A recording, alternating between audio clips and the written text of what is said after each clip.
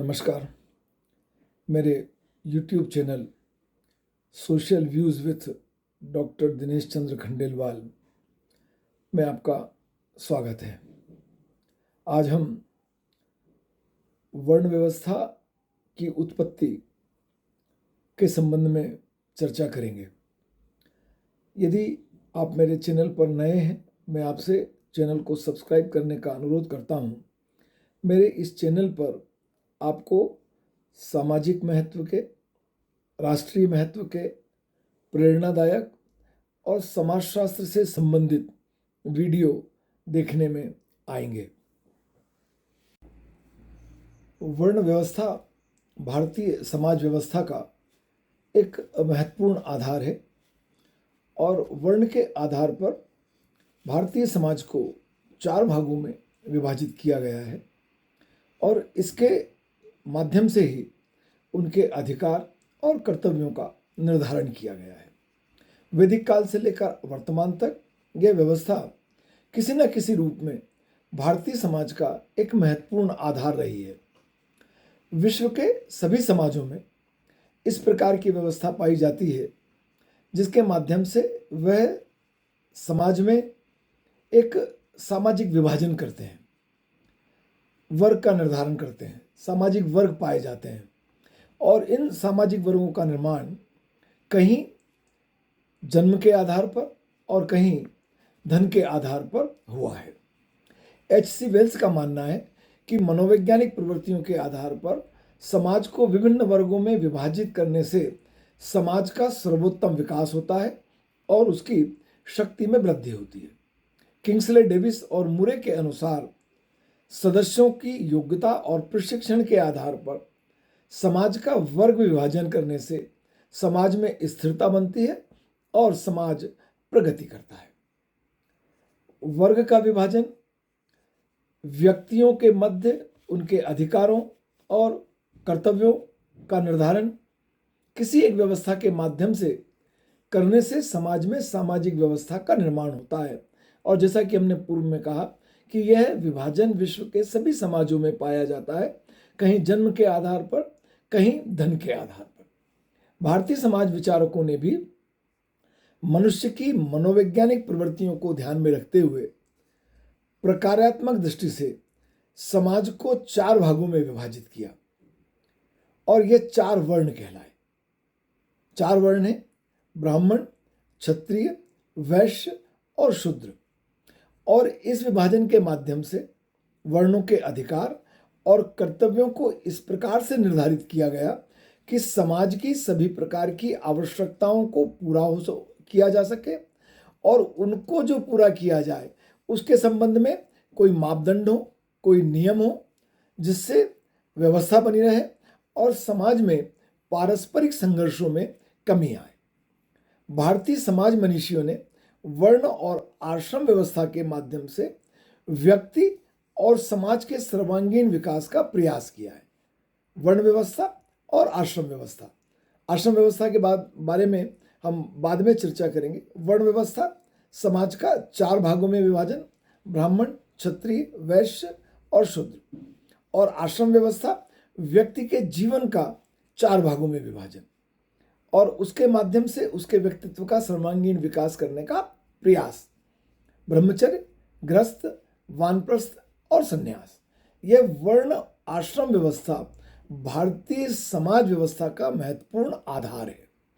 वर्ण व्यवस्था सामाजिक जीवन को प्रकारात्मक दृष्टि से 4 भागों में बांटती है और आश्रम व्यवस्था व्यक्ति के व्यक्तित्व के सर्वांगीण विकास के लिए, उसे व्यक्तित्व के विकास के पूर्ण अवसर प्रदान करने के लिए उसके जीवन को 4 भागों में विभाजित करती है।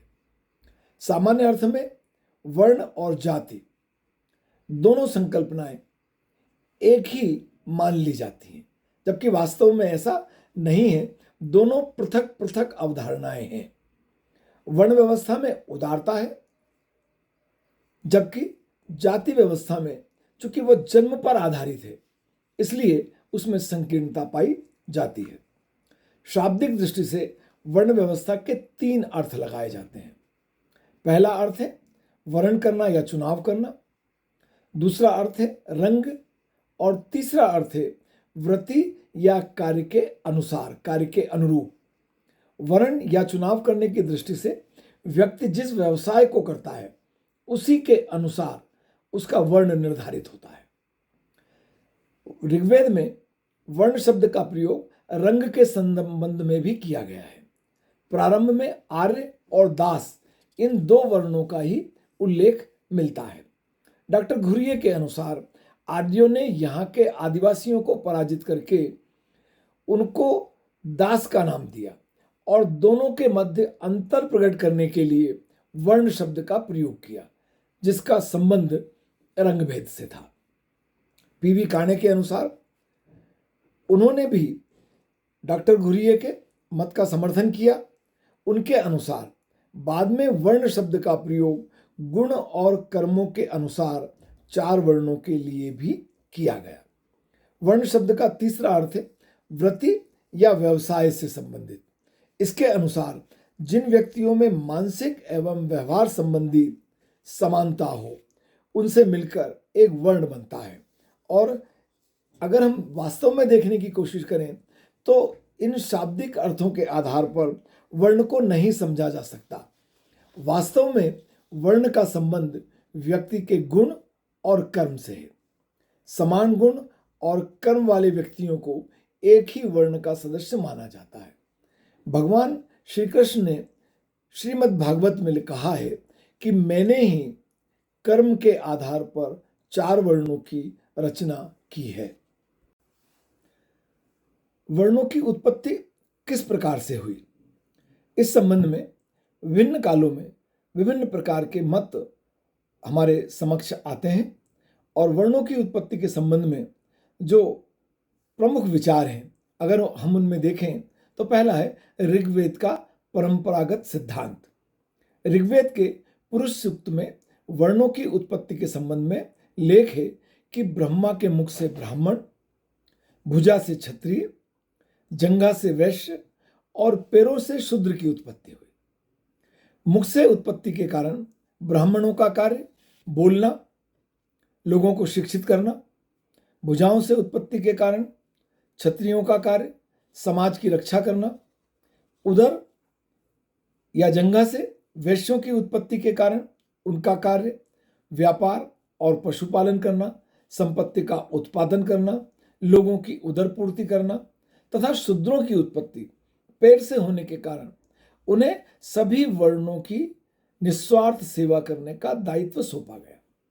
कुछ लोगों का मानना है कि ऋग्वेद का यह पुरुष सूक्त मौलिक नहीं है और इसे बाद में जोड़ा गया, परंतु प्रामाणिकता में संदेह होने के बाद भी इस श्लोक से वर्ण व्यवस्था के संबंध में दो महत्वपूर्ण स्वभावगत विशेषताएं स्पष्ट होती हैं।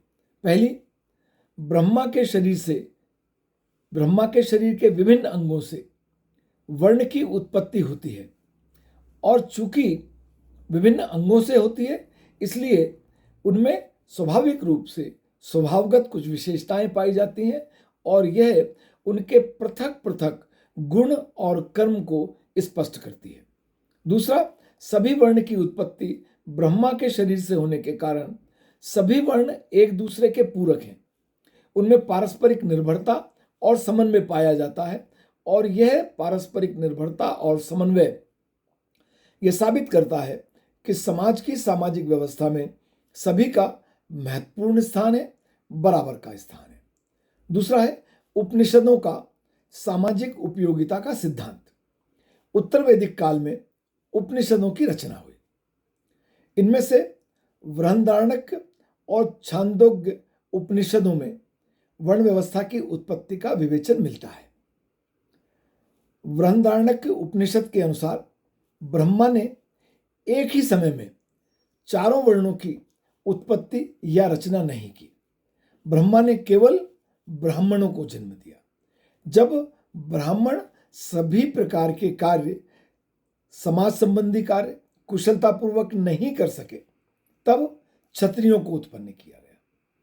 लेकिन जब ब्राह्मण और क्षत्रियों दोनों वर्णों से भी समाज व्यवस्था संबंधी कार्य पूर्णता से नहीं हुए तब ब्रह्मा ने वैश्यों की उत्पत्ति की और इसके पश्चात इन तीनों वर्णों की उत्पत्ति के बाद भी सामाजिक व्यवस्था संबंधी कार्य सुचारू रूप से संचालित नहीं होने के कारण ब्रह्मा ने शूद्र वर्ण की उत्पत्ति की।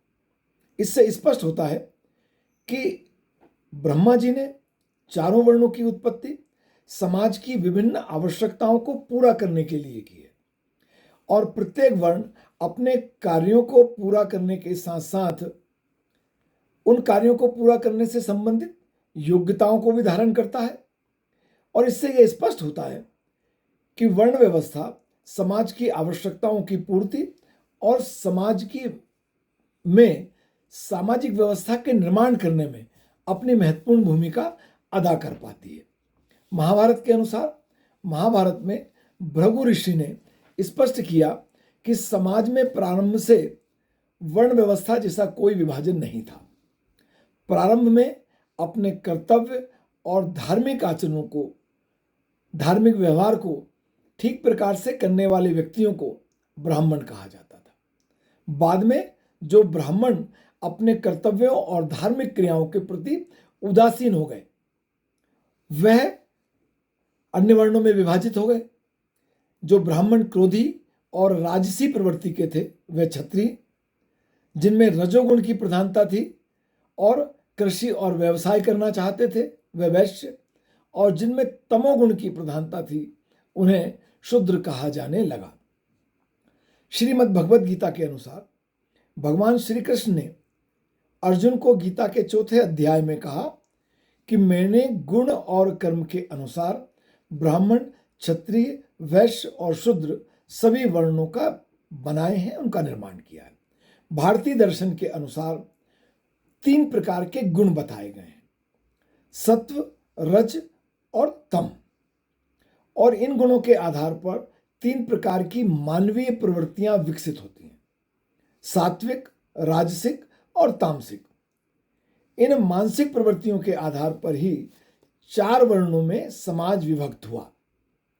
जिसकी जैसी प्रवृत्ति उसी के अनुसार उसके वर्ण का निर्धारण। जिस व्यक्ति में सात्विक प्रवृत्ति की प्रधानता, आध्यात्मिक दृष्टिकोण पाया जाता था वह ब्राह्मण, जिनमें सात्विक और राजसिक प्रवृत्ति की प्रधानता, दोनों प्रवृत्तियां पाई जाती हैं, और जिनमें क्रियाशीलता की प्रमुखता पाई जाती है वह क्षत्रिय, जिनमें राजसिक और तामसिक दोनों प्रवृत्तियां पाई जाती हैं वे व्यक्ति शुद्ध वैश्य, और जिन व्यक्तियों में तामसिक प्रवृत्ति की प्रधानता पाई जाती है वह व्यक्ति अपनी तामसिक प्रवृत्ति के कारण, ज्ञान की कमी के कारण शूद्र कहलाए।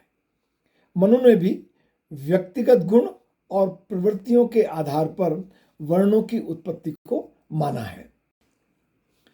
आधुनिक विद्वान वर्ण व्यवस्था को एक अलौकिक व्यवस्था के स्थान पर सामाजिक व्यवस्था के रूप में, सामाजिक नीति के रूप में देखने के पक्षधर हैं।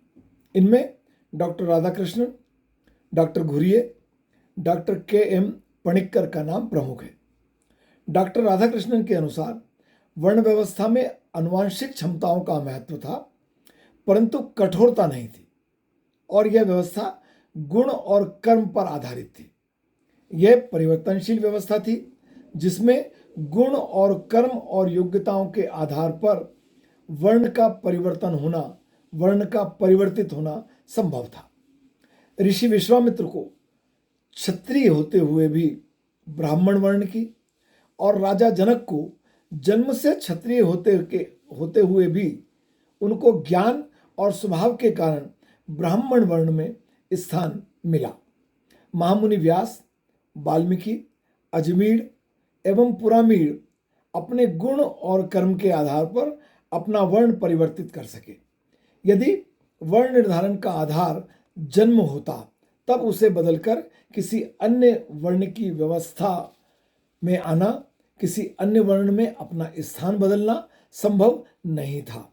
स्पष्ट है कि व्यक्ति की अपनी परंपरा और कुल से कोई भी व्यक्ति किसी वर्ण का सदस्य नहीं होता, वरन उसे अपने गुण और कर्म के आधार पर ही किसी वर्ण की सदस्यता प्राप्त होती है। डॉक्टर घुरिये के अनुसार आरंभ में केवल 2 वर्ण थे, आर्य और दास। आर्य ने द्रविड़ों को पराजित किया और उन्हें दास कहा और उनसे अपनी श्रेष्ठता बनाने के लिए स्वयं को उच्च वर्ण का घोषित किया। बाद में आर्यों की संख्या वृद्धि और कर्म की भिन्नता के कारण आर्य भी अपने व्यवसाय के आधार पर 3 वर्णों में विभाजित हो गए, ब्राह्मण, क्षत्रिय और वैश्य। और इस प्रकार इन तीनों वर्णों को जनेऊ धारण करने का अधिकार मिला, उपनयन का अधिकार मिला और तीनों वर्णों को संयुक्त रूप से द्विज कहा जाने लगा। इस प्रकार स्पष्ट है कि वर्ण व्यवस्था का आधार कर्म था, जन्म नहीं था। डॉक्टर घुरिये भी इस बात को मानते हैं। मौर्य वंश के राजा वर्ण व्यवस्था के अनुसार शुद्ध वर्ण के और गुप्त वंश के सम्राट वैश्य वर्ण के होने चाहिए थे, लेकिन ये क्षत्रिय के रूप में प्रतिष्ठित थे। महामुनि व्यास एक क्षत्रिय पिता और शूद्र माता की संतान थे, लेकिन ब्राह्मणों में उनका स्थान बहुत उच्च कोटि का था। केम पणिक्कर के अनुसार वर्ण व्यवस्था का संबंध व्यवसाय के साथ रहा है। उनके अनुसार यदि ग्रंथों के आधार पर देखा जाए तो वर्ण का निर्धारण का आधार जन्म होता है और वर्ण को अगर जन्म होता तो बदलना संभव नहीं होता, लेकिन प्राचीन ग्रंथों से यह स्पष्ट रूप से प्रमाणित होता है कि वर्ण का परिवर्तन संभव था। उनके अनुसार वर्ण व्यवस्था में ऐसा कहीं वर्ण नहीं मिलता कि इस को जन्म के आधार पर सिद्ध किया जा सके या जन्म के आधार पर ही व्यक्ति अपना व्यवसाय चुनने के लिए बाध्य हो। हिंदू धर्म के पवित्र ग्रंथ ऐत्रेय ब्राह्मण की रचना एक ब्राह्मण ऋषि और दस्यु जाति की पत्नी के औरस पुत्र द्वारा की गई। उन्होंने वर्ण व्यवस्था को एक कपोल कल्पना तक माना।